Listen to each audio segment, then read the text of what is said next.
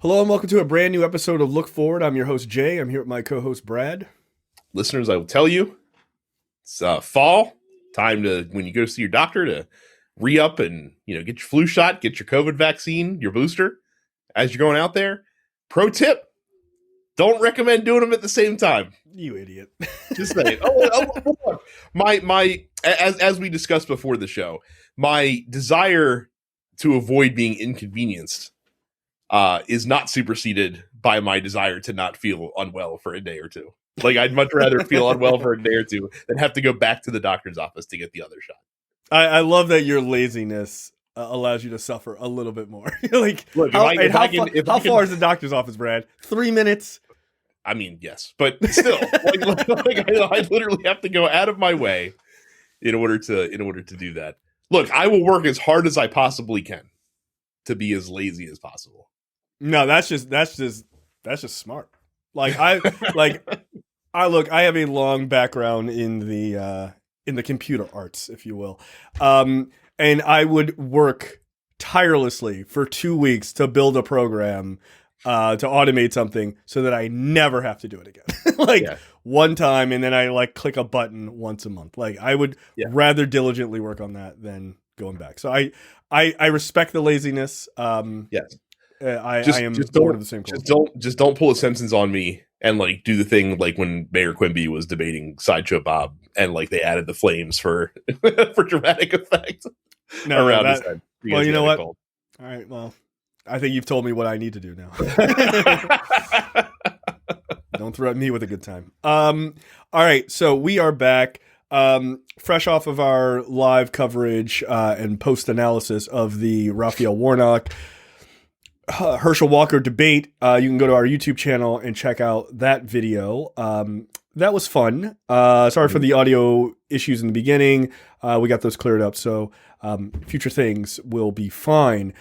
Speaking of future things, it is October 17th as we were recording this, but in 1 week, October 25th, John Fetterman versus Dr. Oz. We will be live streaming that debate. That's going to be a fucking doozy. I feel like that's going to be a much better debate than the Walker-Warnock debate. Because both of them are intelligent. Yeah, Dr. Oz can at least string a sentence together. Right. But John Fetterman is going to proceed to just dunk on him for whatever amount of time this thing goes on, an hour, 2 hours, whatever. Like I said, I'm curious to see the over-under on how many questions it takes Dr. Oz to hit Fetterman with a below-the-belt thing, something due to his stroke or, something about needing to use closed captioning and things of that nature. Mm-hmm. When Fetterman can just nail Oz for legitimate stuff. Be bro, you don't even go here. You don't even go here. He's over there. I mean, he's not wrong, right? Right. It's, you're not even from there. By the way, that was something I thought Warnock fucked up on, right? I just call him out. You're not even, you don't live in Georgia. How much could you possibly care? You don't live here. Get fucked. Yeah. So, look, I'm looking forward to that one. So Fetterman Oz 2020, the Rumble in Pennsylvania, is going to be good. That one's going to be good. So I like I said, I pray, I'm just praying that John Fetterman asks Dr. Oz if he has a crudité platter in his in his green room. Oh, dude! And that's the thing is did you see the clip the other day where Dr. Oz tried to call him out about his language and John Fetterman sometimes mashes two words together and doesn't speak so clearly, and John Fetterman's yeah, well, that happens after you have a stroke. Taking the attitude of really, you're shitting on me for having a stroke? Classy, dude. You're a doctor. What's wrong with you? That's what happens. When you go to a grocery store and you think you're in a Wegmans, but you're actually in a Redner's, and you confuse the two and call them Wegmans. Yeah, I was God damn.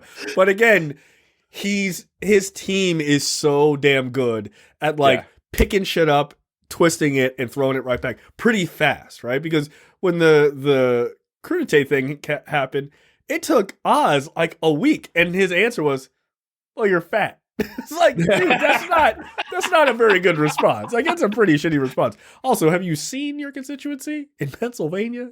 You might want to relax. I dare say John Fetterman probably has a lot more in common with the common man than you do. Yeah. So. Yeah, like maybe don't shit on people's weight. Like, that's not a good idea. So yeah, October 25th, we will give out more announcements on Twitter and in the Discord and things like that for that stream. So look forward to that. That should be fun. And then we will also be back November 8th for the Night of Many Tears. Maybe not. Maybe. I don't, maybe. Perhaps either way. Yeah. You know. Yeah. Maybe that's what we'll call it. The Night of Many Tears? Question mark. So we will be back for November 8th that evening for the midterm elections as races are being called. Right. We'll stay until we get. We need to find like an interactive. We need to find like an interactive map, like a 278 to win deal, almost, just to kind of like be able to track it throughout the night. Yeah, that's pretty good. All right. Yeah. I'll see what I can find. Like, that'd be kind of nice. I can do like an overlay or something of that running on the bottom, right? Like, not a Chiron, not an annoying color color the states in as we learn results and as they get called and that kind of thing. So all right, think about it, and then you can see us do our terrible geography. Like, Idaho is. Thank you very much. I am fucking excellent at U.S. geography. I will have you know. That's what happens when you work in logistics, buddy. Oh yeah, you have to be. Yeah. Yeah. For me, it's like California, New York, Maryland, Midwest. Yeah. So I can literally name every single county in Florida, and that fucking sickens me to a degree that you can't possibly understand. If you knew the industry Brad worked in, that makes all the sense in the world. I'm sorry to hear that. That's really funny. All right, so those are just the two announcements, just to make folks aware. October 25th for the debate, and then November 8th, right? All right, so let's jump right into it. January 6th committee unanimously calls for Trump to be officially subpoenaed to testify in front of them. Look, this is not a surprise. Apparently, some people were shocked by this. They thought maybe it was a little too far gone, and if they weren't going to do that, they weren't going to have this recommendation. It's actually quite smart because like I likened this hearing to like going to see a band that you really like right after they release a new album. Because, like, you know, they're going to play a couple songs off the new album, but they're still going to play the greatest hits. Like they ran back a lot of the famous moments from the trial or from the hearings. They showed a couple new ones, but this entire hearing, like literally the entire hearing, was just a pretense to be able to vote on whether or not they should subpoena Donald Trump to come testify before the committee, which they did, which they approved unanimously. Mm-hmm. And yes, people did say, oh, why didn't they do this 6 months ago? And they're like, well, they don't actually care if he comes to sit before the committee. Like they really just want to get on the record so that they can say definitively, we gave him a chance to defend himself and he declined. Like that's kind of like them just being like, hey, we offered it. We let him try. Yeah. Like it is. I mean, Trump came out and said like almost immediately, oh, I'll do it. If you let me do it live.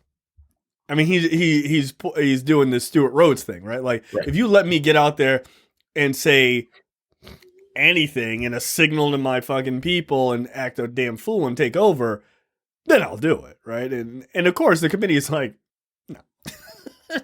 I don't know why they would. They would let him do it if he first testified behind closed doors. You think so? Yeah, because that way you can ask him the specific questions that you want to ask him. Yeah, like that you already that you kind of know. But also, like, even if he does come, he's just going to be a circus a million times, right? No, I don't think so. I don't think so. You think he would just lie under oath? No, I don't think he'd lie under oath. I think he would just not answer it. I think he would do fucking spinny bullshit and then say some nonsense. Because look, and that's dangerous, right? Because his mouth often, writes checks his ass cannot cash, right? Right. I think that yes, in a closed setting, 100% he pleads the fifth. 100%. He's done it before, right? Where he's even said, "Oh, people who plead the fifth, those guys are guilty."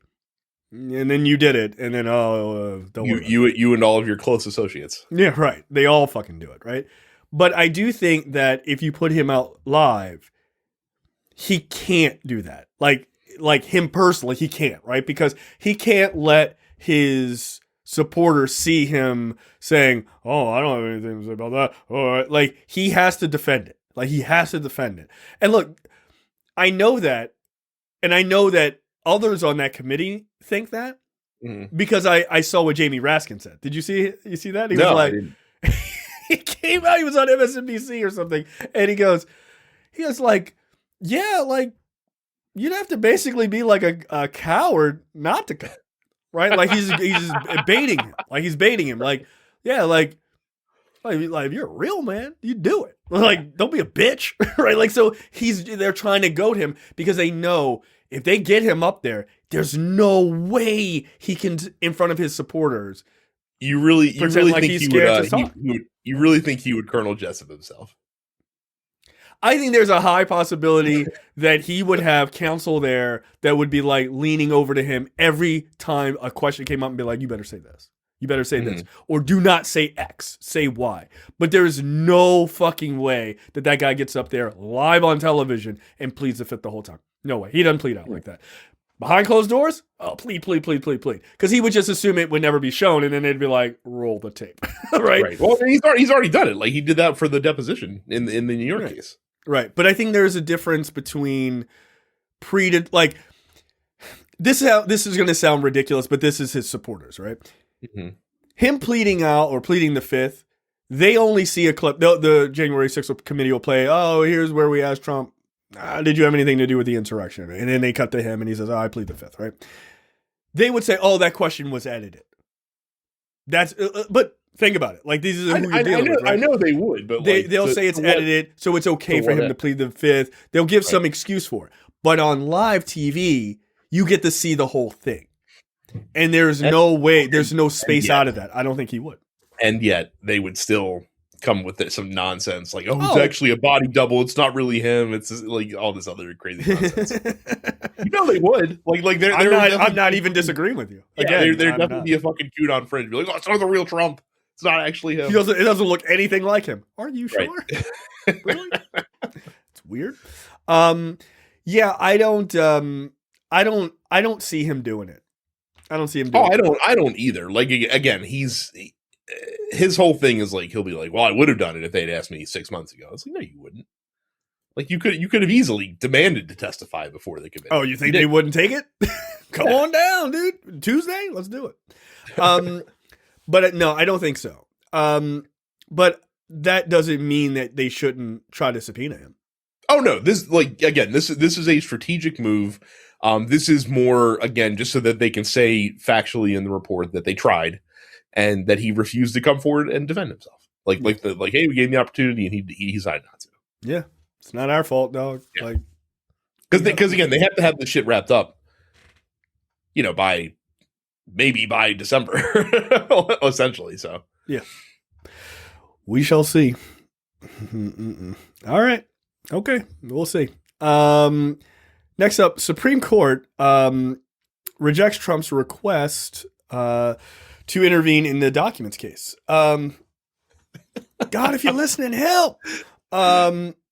Trump decided that he just was gonna skip the line. He was like, look, all these other judges suck, man. They are not on Team Trump. But I know my boys up top, they're gonna help me out.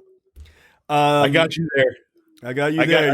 I got three there. Sam, Clarence, you guys are my best friends. Save me. Come on. Yeah. Please save me.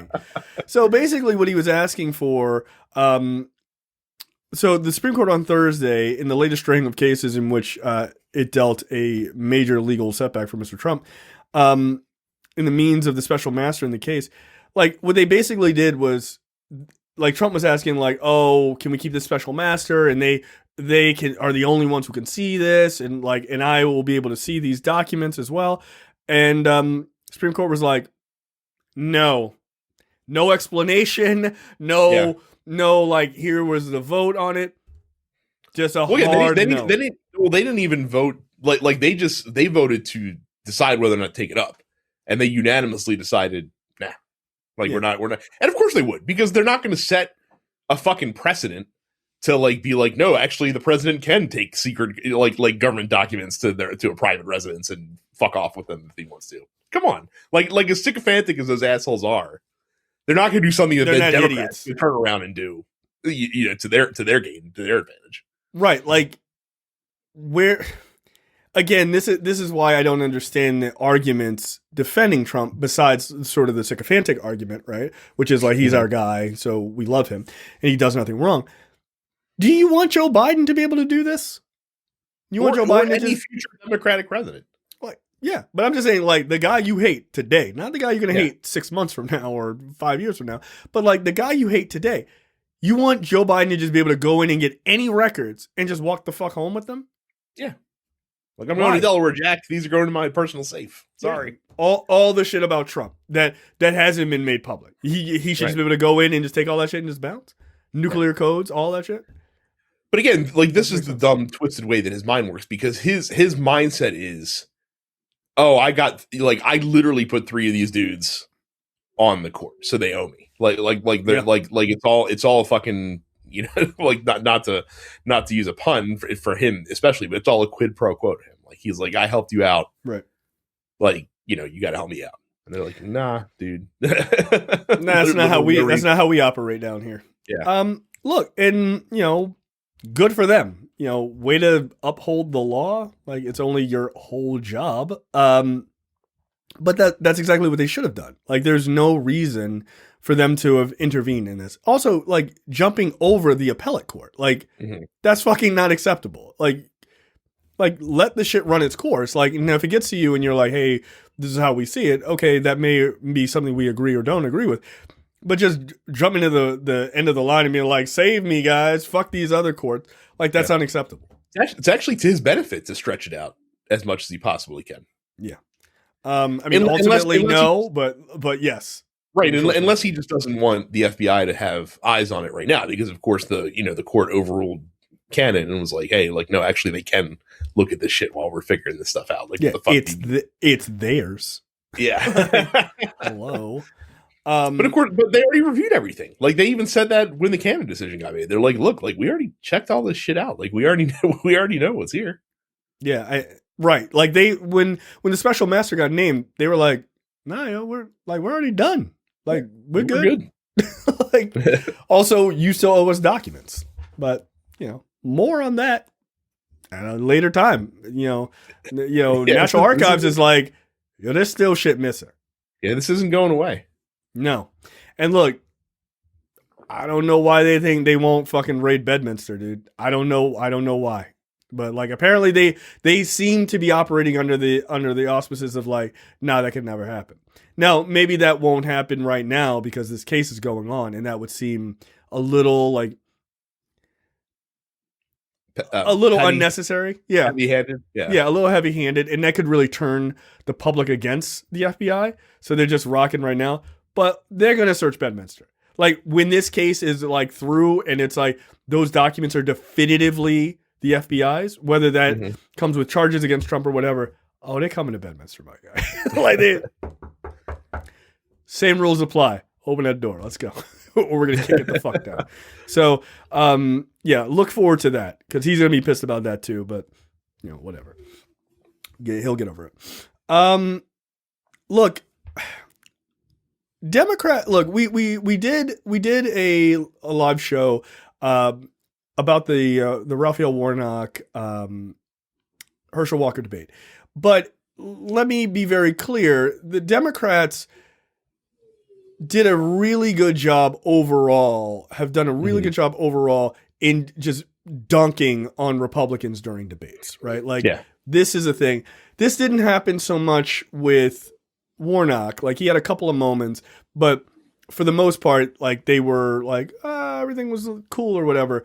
But in these other debates, things have gone very well for Democrats. One such debate. I mean, before we get into the clips, like, it just goes to show you, Republicans really didn't think ahead on this whole stop the steal, protest the results of the election, like all that bullshit. Nope. Because, like, you didn't see people get hammered so consistently like this in like 2020, 2018, shit like that in congressional races, Mhm. because this is such an obvious thing to beat people over the head with. Like, there's a clip we don't even have because it happened tonight where Evan McMullen just like lit Mike Lee on fire and just like basically walked through like all of the shit that Lee said and did around trying to dispute the Electoral College certification. I mean, look, if you could find the tweet, I'll download that shit. It's like I said, it's just a long thing. And Mike Lee's like only response to it was like, "Oh, you didn't tell any truth there." And it's like, bro, what are you talking about? Like, you're on tape. You're in written recording saying this shit. Like, you got your text messages. Look, I got to tell you, if Evan McMullen beats Mike Lee, and that's that would be the awesome. Holy shit, that would be great. And that's the frustrating thing about these clips. Like, they are very satisfying on like a primal level, but at the same time, like, none of this shit is going to actually sway any voters one way or the other, which is very upsetting. So yeah, and it never moves the needle, and that's a real fucking problem.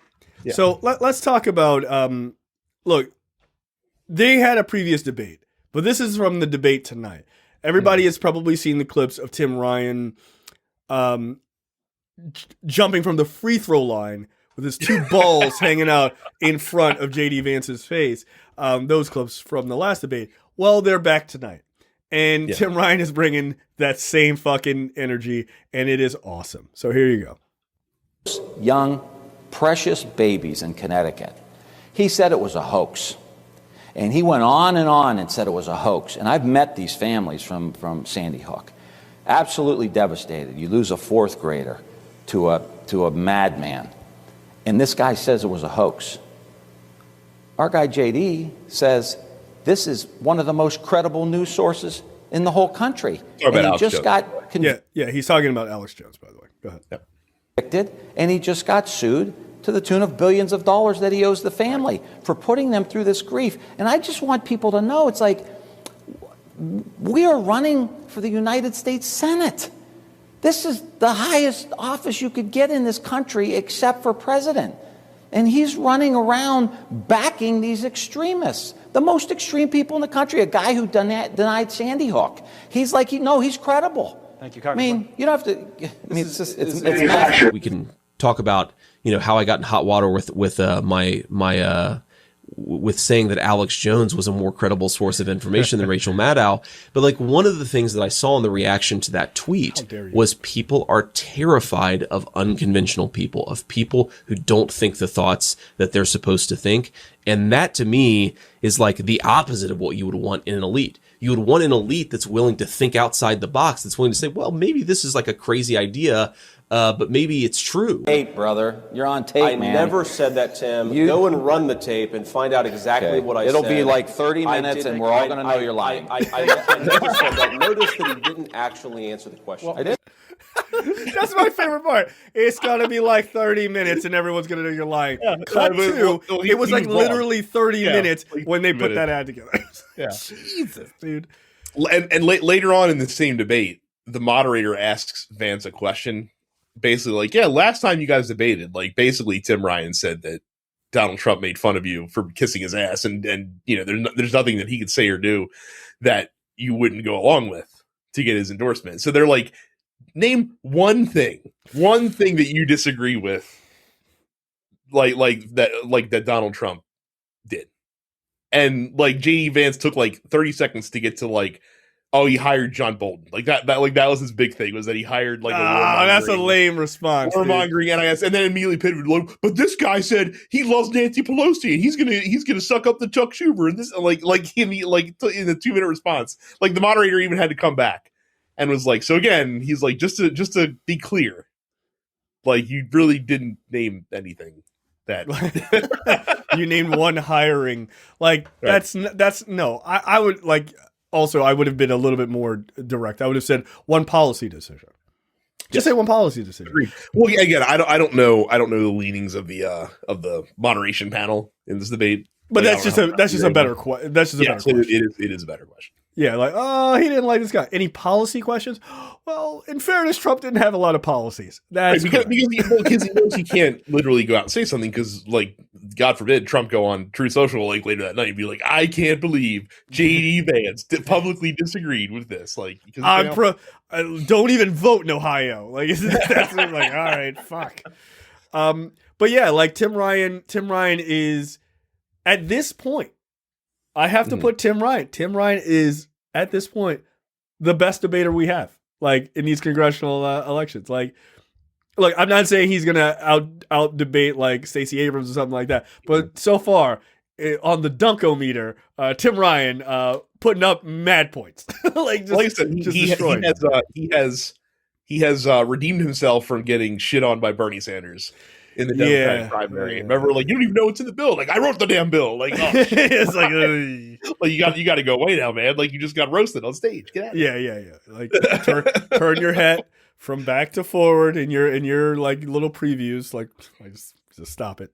Yeah, he's a bit of a dude, bro. Like, but I like the way Tim Ryan speaks, and what I mean by that, not just his god awful Ohio accent, not just that, but his ability to just be like, dude, what the fuck, man? Like, this is entire. And it's just like, dude, what are we doing? Like when Republicans say they want like normal people, not politicians, to be politicians, like that's then they go out and find a guy that is like a multimillionaire, and they're like, normal guy. I'm like, okay, if you say so. Tim Ryan is the definition of like, this is a normal dude that just happens to be in politics. Yeah, he is. And look, that you could say that's a good thing or a bad thing. I tend to be somewhere in the middle, right? But when it comes to like, if I'm thinking to myself, like, if I'm an Ohio voter and I'm just sitting watching these guys and I hear that guy like dunking on the other guy, like, one, I'm here for the dunking because that's always fun. But I'm also here for the like the body language of like, dude, what the fuck are you talking about? And like the other guy's like, I never said that. And this other guy's like, yo, we're all going to find out about it in 30 minutes, dude, and know that you're lying. Like, and he wasn't wrong. He's 100%. My assumption is like, on it. I got it. Yeah. They were like, 1 sec. And cut print. Right? So, like, he's 100% right. And, like, that ability, by the way, shout out to people on the left who are editing these videos, Midas Touch and all these other folks, and just like regular people. Mm-hmm. That quickness to put together, here's a clip of what was said in the debate, and then splice in the actual moment where that guy said that, or it was at the rally or whatever, and then play back. Dude, that's disastrous. Because like that's an ad. That's an ad already cut. At that point, like, well, it's as close as you can get to like live fact checking, basically, which we don't have in these debates, and it's kind of, I mean, though we should have it, it's kind of impossible to, for the moderators to prepare for every single response that a candidate could give. I mean, I do think there's some things that they should have like lined up that if a candidate says something that's like easily everyone knows is a provable blatant lie, that they could check him in real time. Yeah. But like, obviously, I don't expect them to have like the transcript from this interview queued up, ready to rock and roll. Like, well, actually, like, please proceed, Governor. And that's that's quite literally why we don't have fact checking moderators, because Mitt Romney lost that race for that very moment. He didn't say that. Actually, he fucking did, bro. Like, hey, fuck. Like, are you sure you don't want to talk, Mr. President? Like, absolutely not. Like, you were, trust me, I don't need to hang you. You're doing a bang up job by yourself. Yes, don't let me get in the way of your own disaster. That shit was amazing. Like, the second Obama was like, please proceed, Governor, I was like, oh no. Like, Obama's seems like a really nice guy, but like, that felt a bit patronizing. Like, and it was great. So, yeah, look, Tim Ryan's been kicking ass. I don't have a clip from the Mark Kelly, Blake Masters one, but like Mark Kelly is a little bit more stiff, but like, Mark Kelly, like, went to space, dude. He's a fucking astronaut. This guy is an American hero versus a little pencil neck Nazi. Like, yeah. Meanwhile, Blake Masters, whenever they cut to him, literally looks like he's a deer and a car is bearing down on him as he fucking speaks. Like, he's literally just like, like, dude, please get off the stage. But Mark Kelly was like, and he's, again, they're doing this thing I don't know if Democrats are all sort of just, it's just happenstance. It kind of probably isn't, but they're all doing this way of speaking now that's like, hey man, when I was in high school, like we all knew a guy just like that asshole. Or when we were in high school, we would never let somebody do that to us, right? Like that's I know a lot of you are probably not college educated, but you can remember back when we were all just like, we were all on the same level playing field, right? Before Johnny went to college and left, or like we were all in high school, right? Like it's an interesting like picture to paint in the minds of your constituents. And Mark Kelly did the same thing. He was like, we all know guys like Blake Masters, like, and that's the regular guy talk, right? And he's like, who know more than everybody, right? We all know that type of guy who you know more than you know more about abortion than women and doctors. And he just starts going in on all of these topics. And he was like, we can't let guys like that tell us what to do because they don't know what they're talking about. And it was just like, it's plain speaking, man. It's very smart. And to juxtapose that, like Katie Hobbs, I believe is the candidate's name who's running against Kari Lake for governor in Arizona. And she's making a huge mistake. Yeah, she wouldn't debate her. Like, I'm just like, what are you doing? Like, you need to call this shit out. Like, people need to see you calling this shit out in real time. Like, Kari Lake is a psycho. Like getting her on stage, forced to say this nonsense and being able to like combat it with logic and reason and facts is really important. Yeah, I do not understand this argument. Like, I'm not going to debate this person. You know, it's beneath me, or like, I'm just going to let her, she's not going to spew her bullshit on TV. Dude, this isn't a congressional hearing, right? This is not like Trump or Stuart Rhodes or any of those guys. This is a debate. You're running against this person. Put up your ideas, let her put up her ideas, call out her bullshit, and go take the shit and like, let her talk shit on you, deflect it as you can, and go home and get the fucking trophy. Like what are you talking about? Like, you're not going to debate? That's what Republicans do. They choose to run. If you notice, fucking Abbott didn't show up to his second debate. Walker didn't show up to his second debate. There's a number of Republicans who are just like, I'm not debating. I think Rand Paul or something. Isn't he just not debating at all? He didn't show up at all. Well, I mean, you can only not talk about positions that you don't have for so long. Like before it starts going. What are you doing? I'm not doing anything. I'm taking up a seat, right? Yeah. But like, that's their whole move, is to not have to defend the bullshit. You are on the right side of history. Right. Take out a lead pipe and kick the shit out of her, dude. Like, figuratively speaking, right? Like, that's what you should be doing. Like, you don't run from that. That makes no sense to me. I actually don't agree with that at all. I don't know why any Democrat, especially at this point, you're running against a straight up lunatic. Mm-hmm. Yeah, there was a clip that's from like 6 months ago that was making the rounds again today for some reason, where Kari Lake did an interview with like Australian 60 Minutes. Oh boy. And like the interviewer like kept referring to like Donald Trump as like, oh, like your man Donald, and she's like, that is so disrespectful.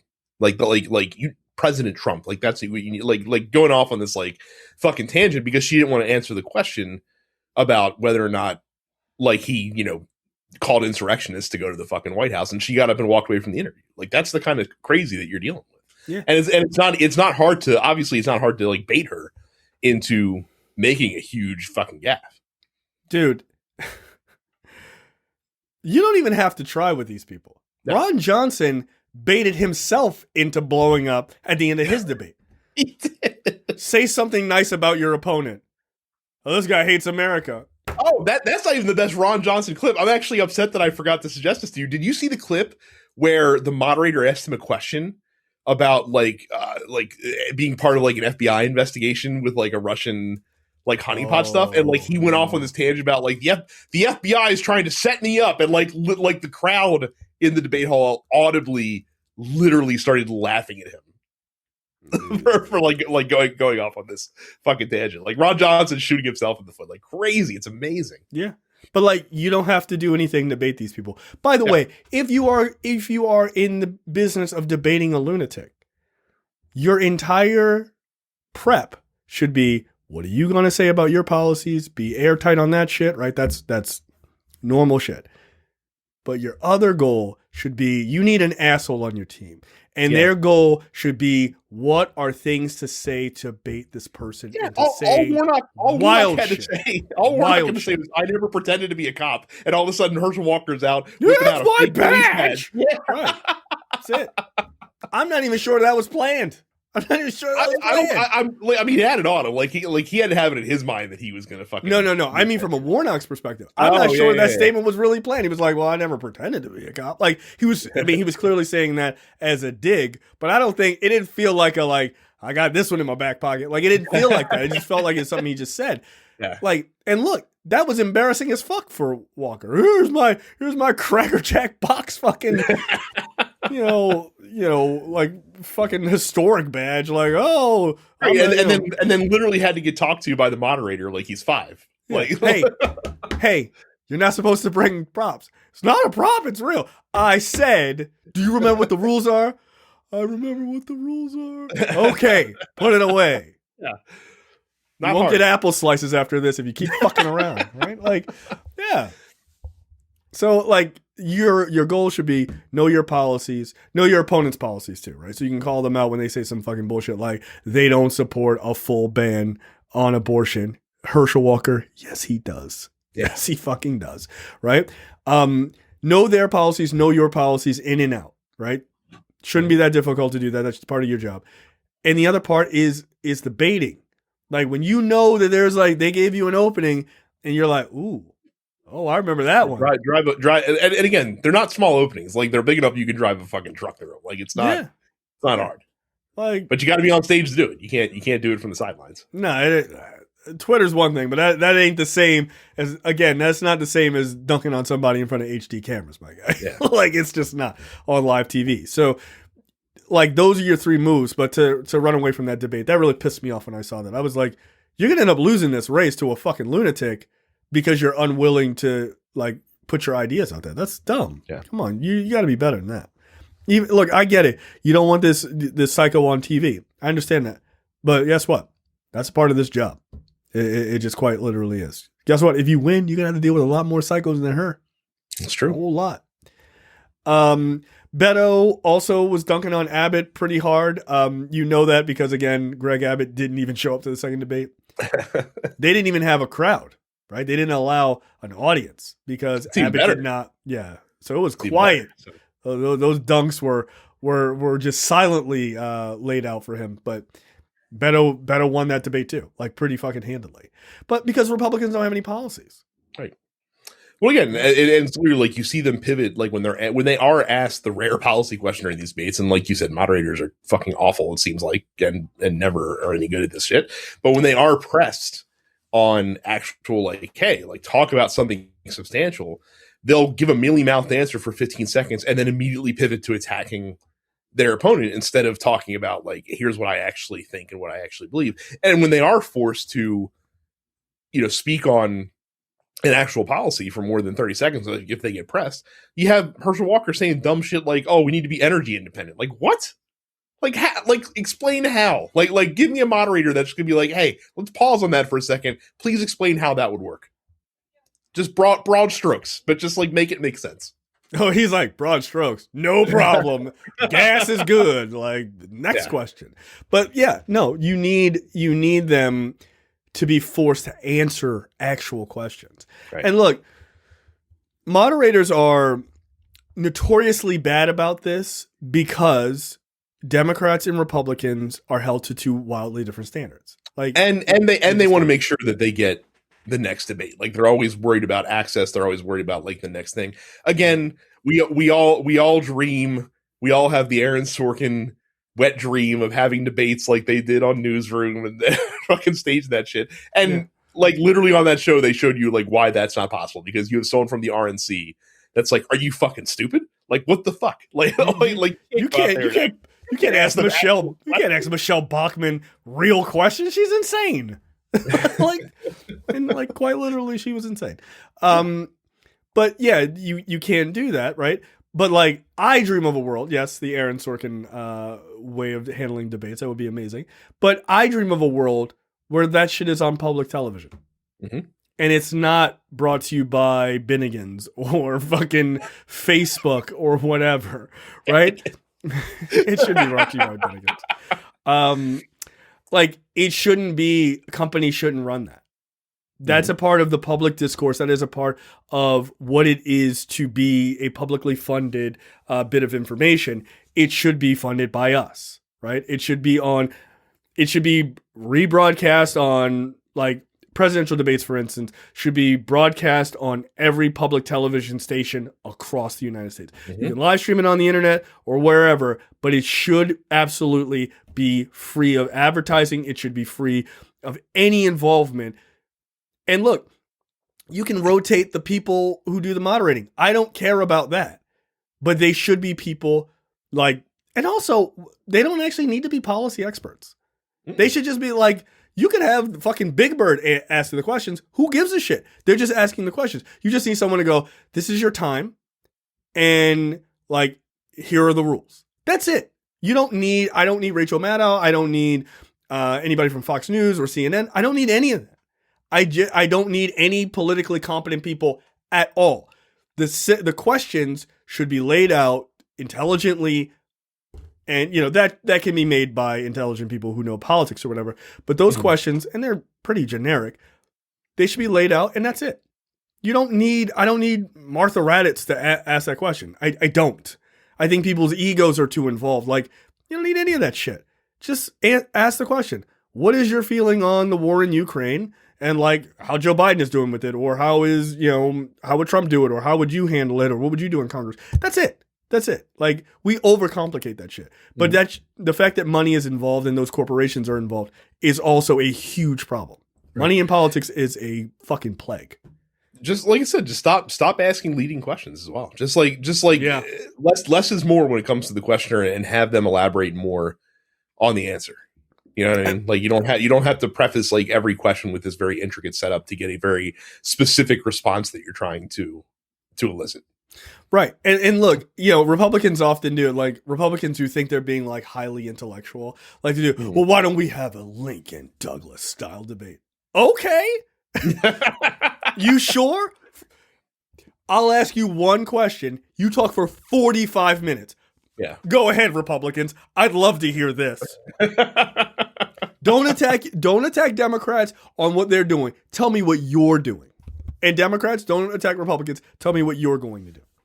Well, and that's where debate. Moderators need to actually step in. Like when the answer starts to go askew, and if they ask a specific question, like, "Hey, tell me your ideas. Tell me what you think that we should do. Tell me your policy guidance." If they immediately pivot to attacking their opponent, unless you're wrapping that attack subtly in your answer, like if you're providing an actual answer, and then like, you know, contrary to what my opponent believes, who thinks this, like I think blah blah blah, like you got to get them back on track. Like you got to stop them, you got to stop that shit, cut their mic, do whatever you have to do. Be like, yeah, like you're attacking him now about something completely unrelated. Like I asked you for you to elaborate on what you think. Right, and look, I also think that I think it's ridiculous that in 2022. We don't have a setup where when you go over the time, your mic gets cut. Period. Like, you can even say, we'll give you 5 seconds over. Right? Automatic mic gets cut. Light comes on for them. You have 5 more. You're like, when you see the red light, that means you have 5 more seconds. After that, they do this shit in courtrooms all the time. Like yes, usually when you're arguing in front of, like, especially like higher courts and stuff like that, they don't have time to sit there and like fucking let you grandstand and shit like that. Like, no, like this is your set time. You have little warning lights on the podium in front of you to be like, all right, you know, it'll tell you when you're getting close. And then when the light turns red, you're done. Shut up. That's it. Yeah. Like, why is presidential debates with Donald Trump like that? Yep. Like, you're giving him space to abuse it. You're giving space to other people to abuse it. Just cut their mics. It's not that hard, dude. The technology 100% exists. They have microphones. Like, I could cut off my mic. I could cut your mic right now. We have the technology. What you're really saying is like, and we can start local, like we can start like Baltimore City mayoral debate in like 2024. Yeah, but like what you're saying is you want Thugs and News to moderate debate. Disaster. No, you know what? No, dude, I really don't, because we would be 100% unfair. And look, yeah, Yeah, it would be like that fucking scene in Newsroom. You said this. Now back that shit up. Like, ooh, I can't. Brendan Scott, your afro is often finely coiffed. Like, how do you pick it so that it is just perfectly aligned all the time? Like, now your Republican opponent. Tell me your policy on foreign policy. Like, tell me your thoughts on foreign policy. Like, Jesus Christ. Like, this is Baltimore City. Like, I don't have a foreign policy. Well, you fucking better, buddy. You fucking better. Better get it together. No, I would be incredibly biased because, like, I am biased against like grifters and bullshit artists. Like, I just would be. Like, dude, why are you yelling at the candidates? Because they're all lying. They're all lying. Absolutely. All right, let's get it. We wouldn't even like ask the libertarian candidate question. They're like, "Are you going to call me?" Like, no, you're not a real political party. Get the fuck out of here. Go sit at the kids' table with your girlfriend. I'm a libertarian. Get away from my kids. Those guys always know the age of consent in any state. It's true. They do. They can whip it out like so they can whip it out like their dick on a fucking playground. Like, it's just crazy. Dude, it's cool. It's 16 here. All right. Why do you know that? I don't know. What's that guy? Matt Walsh? Is that his name? Yeah. They need to put like, that guy. More 16-year-olds should be pregnant. Actually, it's like a great idea, Matt Walsh. I don't know. Dude, I saw somebody take down an argument he had against gay marriage today. And I was like, dude, you're getting wrecked on TikTok, my guy. Like, it was awesome. He said something about anime amazing today that made the rounds. Like, he was like, oh, anime is like communist. Like, I have nothing to support that. It just feels that way. I'm just like, great debate, Matt Walsh. Fucking idiot. It just feels that way? Okay, cool.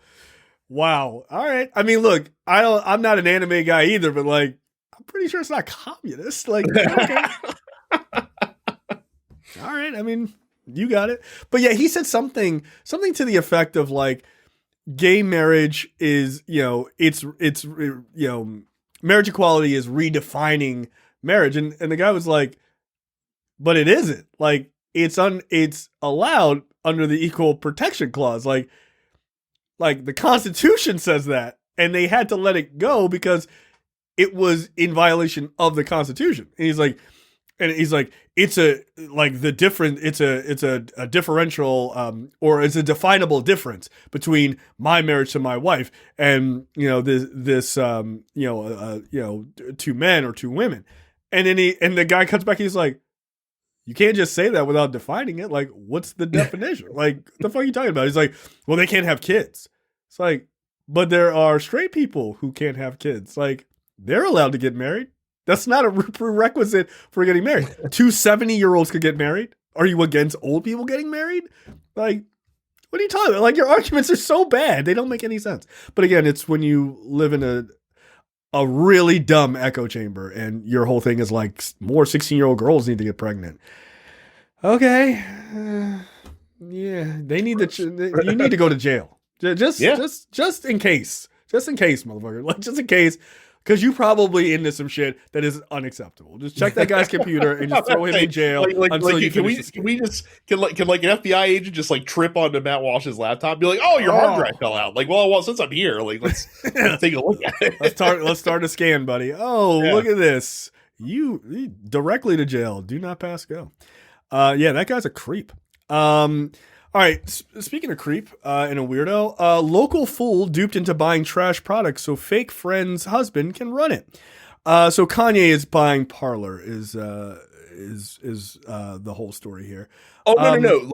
Like your headline is slightly accurate. Currently, Candace Owens' husband is the CEO of Parler. So if Kanye West decides to buy Parler, which he seems to have done, Candace Owens' husband, and by proxy, Candace Owens, stands to get a shitload of money.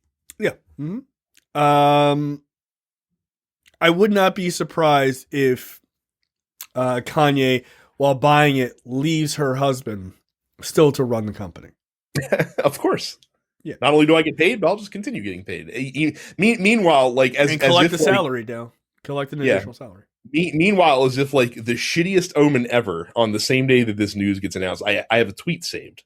Let me see if I can find it real quick. Parler today sent an email to all users with 300 plus to 300 plus users of verified users, and they put them in the carbon copy line instead of the blind carbon copy You line. idiots. Jesus. So now a bunch of users and investors have their verified emails just kind of out there to all these people that are also in this email chain, which is great. And they're just like replying all to everybody essentially, and just like with dumb shit. So it's Cool. amazing. Good job. You guys are running a tight ship up there. Look, I have many things to say about Kanye West, or Ye as he's being referred to now, the artist formerly known as Kanye, which is probably cool. Don't even give him that honorific. We already did that once with Prince, and it can stay with Prince. So yes, and look, Kanye and Prince are not even in the same stratosphere as I'm concerned. As far as I'm concerned, one of them is an amazing artist and a musical genius. The other one is Kanye West. Look, I don't have a problem with Kanye West's music before it went totally to shit. His first 3 albums were great. But Kanye West is a self-proclaimed unmedicated person who needs to be medicated. He has bipolar disorder. He is also kind of an idiot. He's not kind of an idiot. He is an idiot. like the whole even reason, under the influence of the drugs that he needs. Yes, the whole reason that he's doing this is because, of course, last week he was quite notably, I think, suspended. Not even completely banned, but just suspended from Twitter and Instagram for tweeting out some blatantly anti-Semitic nonsense. Yes. And they were just like, yeah, we can't abide this. So his solution is to buy like the 9th biggest social media company. And like to be clear, like you're like, oh, 9th business, pretty good. No. Like there's a huge gulf between like Twitter, Facebook, even Truth Social. Like Truth Social apparently has like, I think I saw something on Twitter today. It has like 10 to 12 million interactions per day. Wow. And Parler is like in the 1.7 million interactions per day. Meanwhile, Twitter is in the billions of interactions per day. Oh, yeah, so like that, like that's not even on the same plane. Yeah. Look, my thing is this. I don't pity Kanye West anymore. I used to, I'm like, the guy, he's not on his meds, he lost his mom and everything else. And look, those things are sad. But there comes a time where you have to be responsible for your actions. And he is in fact responsible. He's a grown man. And he has to be responsible for his actions as far as how he is dealing with not being medicated. And his way of dealing with it is to call slavery a choice, to say that George Floyd died of fentanyl, that he, the cop wasn't standing on his neck. I guess everyone else is fucking bullshit. Everyone else is dumb. Wear White Lives Matters t-shirts with his new best friend. Right. This is all attention-seeking nonsense. Whether it's for a new album or a new single coming out, wouldn't be surprised by that. That's always been my theory, because that's when it normally coincides with, oh shit, son, here's my new album, like, check it out. And then white kids... Check it out exclusively on Parler, like the video for this new hit single. Wouldn't be surprised. Yeah. So I'm over feeling sorry for him. I really am. I think that he is a guy deeply, deeply, deeply disturbed. And I don't give a shit anymore. I don't have the energy to be like, oh, poor Kanye. I just don't. I'm worried about things that are a lot more important than that in the world, especially in the world of politics. And I don't like watching him kick black people in the back for attention. That's one thing I will not abide. I will not buy your albums. I will not listen to your music. I won't listen to your music that I used to listen to before you started to stink. Look, everything from Yeezus on is fucking terrible in my opinion. It's been garbage. So like, I'm just not interested. Him buying Parler is a grift by Candace Owens and her husband. And a really good one, actually, by the way. Like, they about to get super paid. I would love to know what he bought Parler for. To your buddy, so.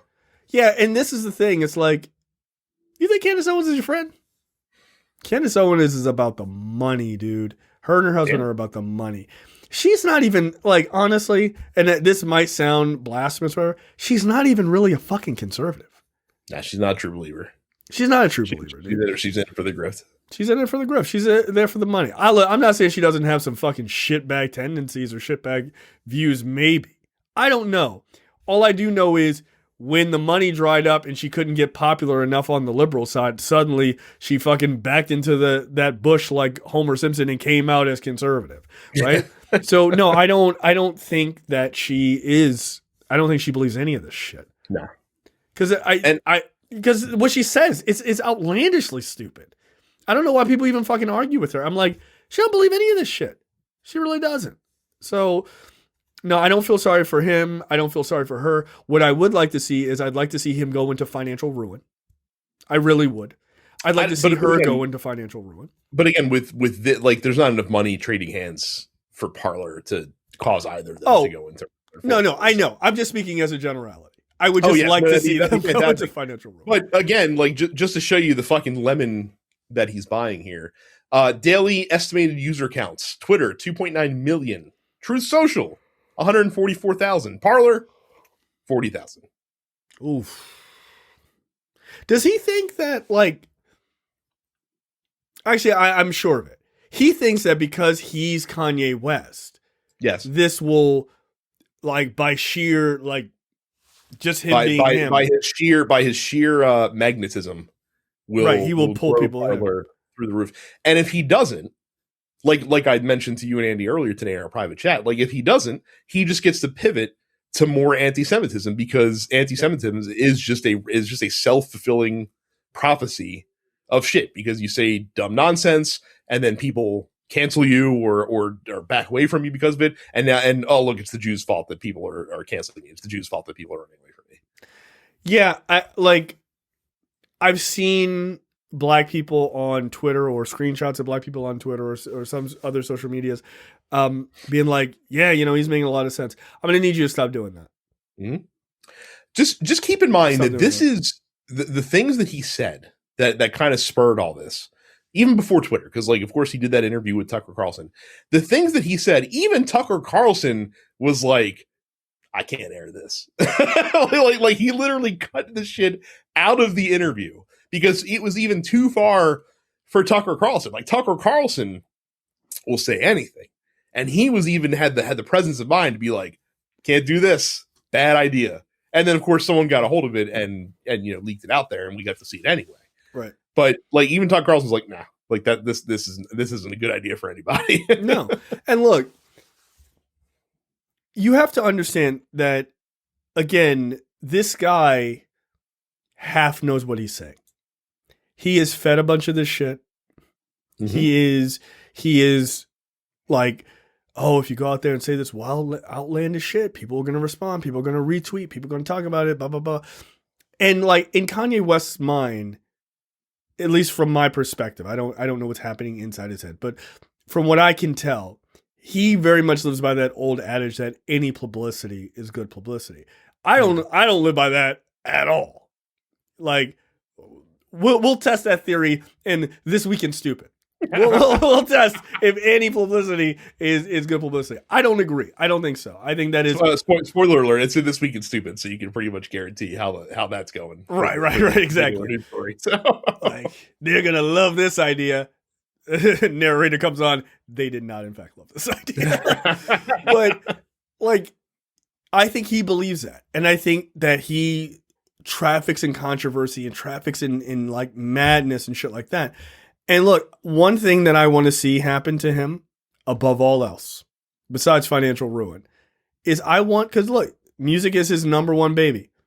I want him to go so far, and he's almost there. He's almost there, that other black rappers won't work with him. That's what I want. Because to me, I have seen a lot of mealy-mouthed talk from other rappers about what he's saying.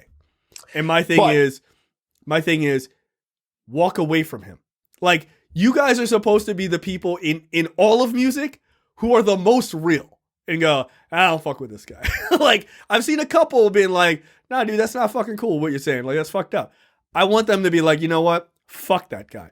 That's what you have to do. But he's so big.